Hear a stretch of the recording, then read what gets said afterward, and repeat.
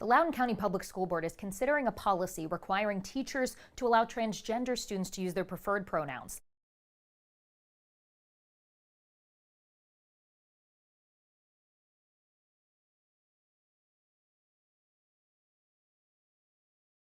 Leesburg Elementary teacher Tanner Cross spoke out against it at last week's meeting. I will not affirm that a biological boy can be a girl and vice versa because it's against my religion, it's lying to a child, it's abuse to a child. 2 days later, Cross was placed on paid leave.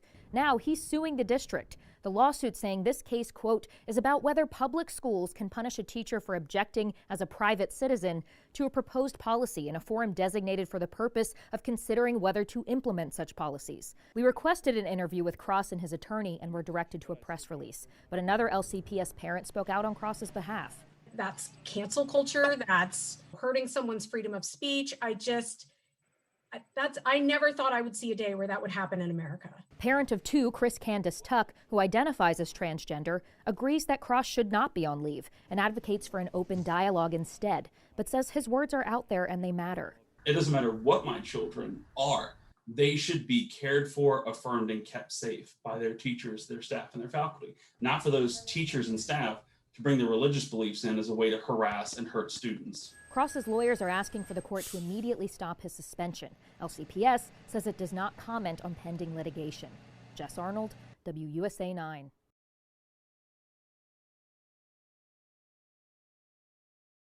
Okay, if you remember, there was this elementary school teacher in Loudoun County, Virginia. He was placed on administrative leave back in May for refusing to affirm transgender identity in children. Yep.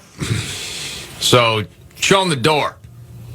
Yeah, you have an update on the story? Well, apparently he's been reinstated.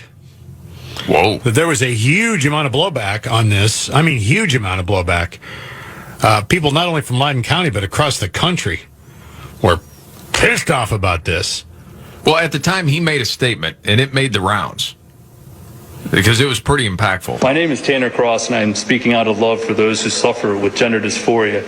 60 Minutes this past Sunday interviewed over 30 young people who transitioned, but they felt led astray because lack of pushback or how easy it was to make physical changes to their bodies in just 3 months. They are now detransitioning. It's not my intention to hurt anyone, but there are certain truths that we must face when ready. We condemn school policies like 80-40 and 80-35 because it will damage children, defile the holy image of God. I love all of my students, but I will never lie to them regardless of the consequences. That resonates with people. Mm-hmm. Yeah. You know, like, oh my gosh, that guy's got guts, but I'm glad he's saying it. I'm a teacher, but I serve God first, and I will not affirm that a biological boy can be a girl and vice versa because it's against my religion, it's lying to a child, it's abuse to a child, and it's sinning against our God. Well, you're sinning against wokeism. Better get out. He won a temporary injunction yesterday, and the judge ordered his reinstatement. Ooh, I know some people are calling this a massive victory for freedom of speech. Well, it is. I mean, it's also freedom of religion. Yes. I mean, it's not like he's teaching the Bible in the class. He's just saying, these are my beliefs. I believe this to be true. Right. And again, I mean, it turns out he's got a lot of support. People who normally would sit on the sidelines and just let this stuff happen, or all of a sudden went, wait a minute, now we've really jumped the shark here. I got to jump in now. This is what it's going to take. Well, listen, man, I know this point gets brought up a lot about following the science, but there's something to it. Yeah. Okay, and listen, you go back 100 years, you know, the whole transgender thing, that was a guy's idea several decades back, and it was an experiment, and it was sick, and it was devastating what this guy did, but other people picked it up, and it slowly grew.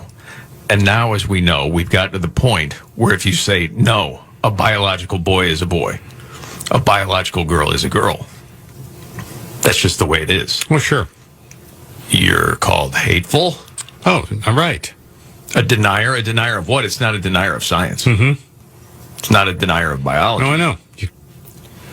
And so all this stuff is picked, chosen, and if you're on the wrong side, you're demonized. And people have just gotten tired of it and say, no, I'm just going to speak what is true here. And because that's what he did. It's hard to put wokeism back in the bottle once it escapes. I mean, it's very difficult to do. That's why you can't let it escape. Well, I think that's why with rules and honestly a lot of states passing laws where biological males can't compete with females. Yeah. You know, they never thought they would have to do it. But this seems to be a logical thing, doesn't it? Of course it does. I mean, just logical, yeah. But the wokeism has its tentacles everywhere and into the NCAA, who then lays down the threats. Mm-hmm. We're not going to hold big events in your state if you enact that law. And as we know, Ron DeSantis in Florida basically gave him the middle finger. Yep. So, okay, shove it. You can take your event. Go. I don't care. We're going to do what's right here.